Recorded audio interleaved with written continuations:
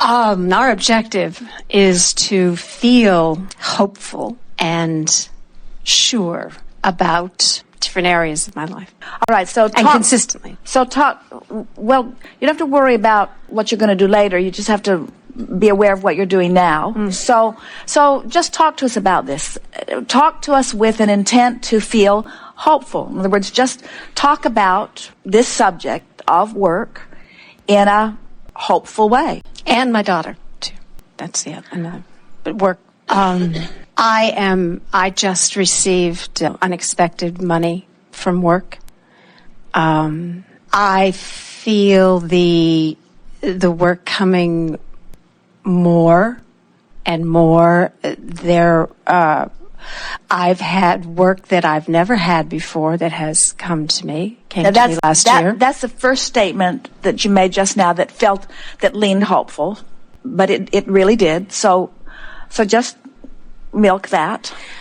I did a project that I had never done that type of project before and had so much fun, and it felt so right. It just felt so right. And I envision myself with more of that type of work. All right, now, so far, all of this feels pretty hopeful. So is this a departure from the kinds of things you usually say? It must be. I guess so.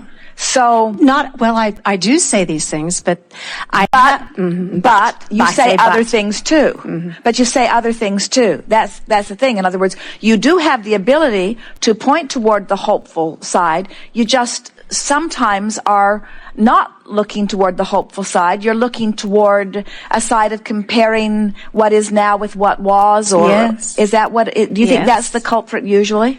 Often, yes. So how does that dialogue go? Just give us a little bit of it, because it comes up often. Yeah, I used to have a big house. I used to have a house on the hill. I used to have a six-figure income. All right, Could you hear the difference? Did you hear the difference in the speed with which she was able to answer the first? In other words, you just jumped right in, because it's all active, it's practiced. In other words, you went right there. You feel that, and we're appreciative that you're willing to do this for all of us, because everyone could do it for themselves. In other words, everybody does some of that. But there was a noticeable difference in how slow you were to get into the hopeful dialogue and how quickly you jumped into the other. It's just more active in your vibration. It's a stronger point of your point of attraction. And so you've just got to dialogue with yourself in the privacy of your own mind, and with anybody who's willing to listen to you, with one intention in mind. You want to get the hopeful dialogue to be dominant, and that other dialogue to fade into the far and distant future. In other words, that is the work. That is the only work. There is nothing else in the world for you to do. You've just got to shift the part, because both parts are active within you, but one part is much more dominantly active within you, and that's the part that's slowing you down. So poke at that with a stick just a little bit. In other words, go there. It was easy for you to go there. Get back into that dialogue, and then let's make the shift into the other. I used to have a six-figure income consistently. I used to live in a lovely home. I used to have constant work. I used to have financial freedom. So as you make those statements, you can feel how it's, and we encouraged it, we know, but it's almost like deliberate torture, isn't it? Mm-hmm. It's like saying, well, here's where I am, and here's where I want to be, and just to make myself feel extra bad about where I am now, I'm going to strike the comparison. Now, see, you could strike the comparison about what was and use it as a means to feel better. In other words, it was once, it could be again, but that's not the way you're using it. No, it's not. You're not doing it consciously. We know that you're not setting out to make yourself feel bad, but it's just turning out that way. And so you're the one that's got to turn it around. And that's why we talked with a woman recently who says, I weigh 200 pounds more than I want to. And we said, and that's not going to change today, is it? Or tomorrow or next week. In other words, that's pretty much going to be the way it is for a while, but you can change the way you feel about that. We says to someone who is having pain in her hips, that's not going to change today or tomorrow. but you can change the way you feel about it. And so your financial picture isn't going to turn around today or tomorrow. And you see what we're getting at. And so you have to set that aside as something that is never has been, but is not your work, and it's not the place where you want to put your attention. You want to put your attention on doing something about offering dialogue that produces a different feeling in you. Now, before you do that, we just want to ask you, and we would ask it of anyone, do you believe that shifting the way you feel is the key to what you want? Yes.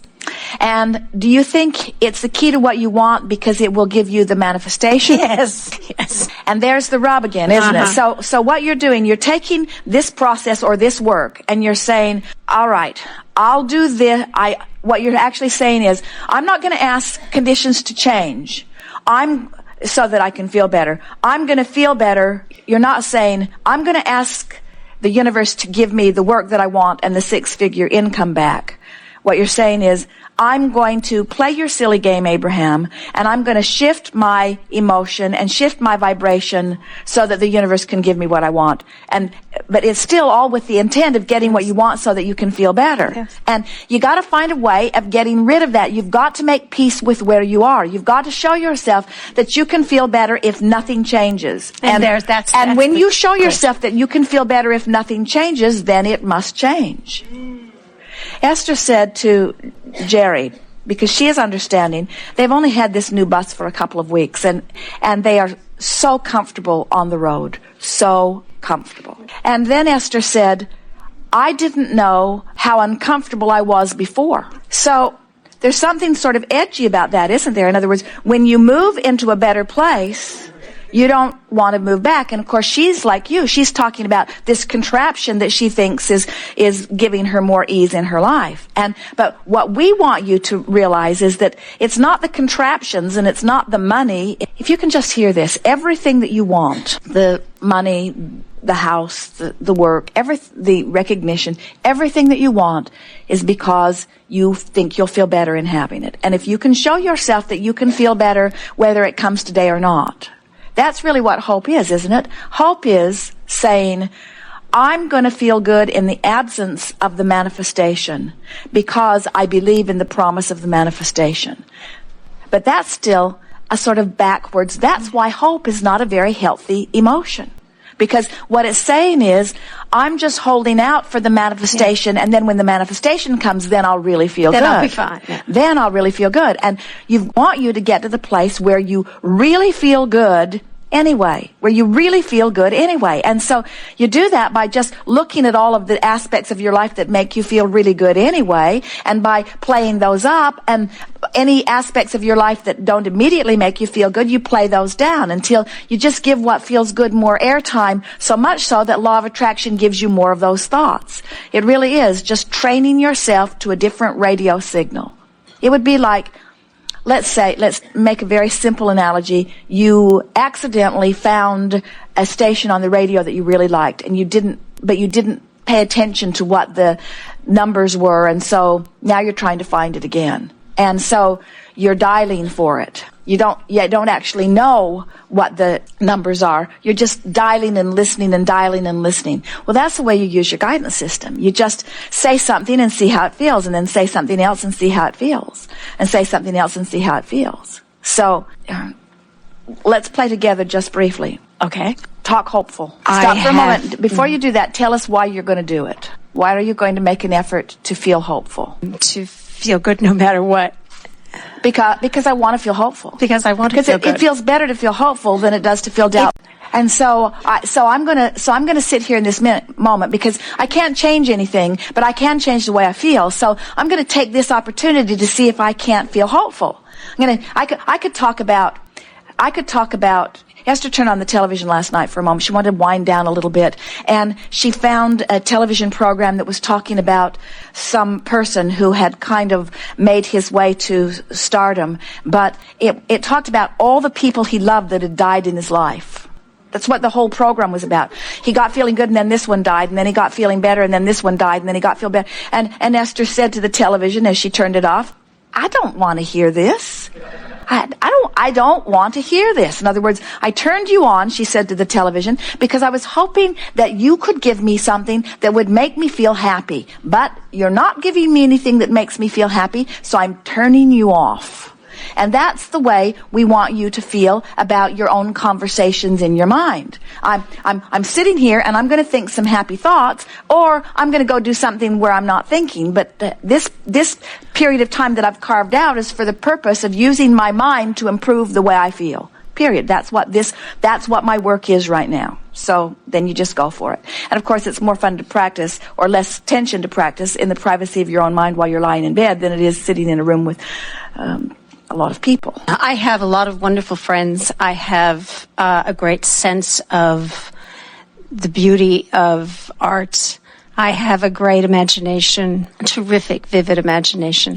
I have a lot of people who love me. I have a lot of good contacts. I have a lot of surprises that come to me and buoy me and give me a sense of the possibilities that exist. I had a wonderful dream last night. I had a great dream that someone said to me, well, so-and-so, and I don't know who the person was. I didn't recognize the name, but it was a woman, achieved this very late in life. So that means you can, doesn't it? And I said, well, I don't know. And he said, I don't know who he was, but he said, and it was in the context of a theater or a film or something. And he's encouraged. He said, no. He said, there it is. So I have that dream, and it felt lovely when I woke up remembering that dream. I have a beautiful, beautiful, extraordinary daughter who is my joy, fills my heart. I have a lot of physical strength and impeccable health. I have... All right, now we're hearing you, and we are enjoying your words, and we are impressed with how good you are with the words. And we feel some spiking and some not spiking, don't we? In other words, we can feel some brighter spots than others. And we can feel some heavier spots than others. Could you feel the difference? Yes. So, what was one of the heavier spots? I think when I mentioned my daughter. We think so too. And what was one of the brighter spots? My dream last night. Yes. And so, now knowing what you know and sitting here with the intention of doing what? Feeling good. So, which of the things that you found do you think you would be good to go back and amplify and milk a little bit? In other words, if your goal is really to feel better, having the person talk to me in my dream saying, this is a possibility. All right, so let's go back to that, and let's get more from that. Let's use that. You see, you were close enough to it that you remembered it. And now you've remembered it, let's solidify here. Let's make that, because you see, a dream is a manifestation too. So this is a very promising thing that's happening to you, because you're wanting so much to feel better and trying really to feel better, but you've got more heavy stuff than you do light stuff going on in your personal dialogue, and people understand that based upon what you're observing and how things are. In other words, it's not the easiest thing to think differently than what's actually happening, but you must be doing a fairly good job of it because you had a dream manifestation. Now, in your dream manifestation, what I think and what I feel and what I vibrate and what manifests are always a vibrational match. And a dream's the same thing. A dream is a manifestation too. And it's easier to manifest in dreams than it is in real life, because it doesn't take so much vibrational alignment to manifest in a dream. So you didn't manifest in your dream state that you got this wonderful new work, but you did manifest in your dream state an encouraging person came to you. In other words, can you see how that's on the right path? Yes. So what you're saying is, I must be cleaning up my vibration because I'm having these hopeful dreams.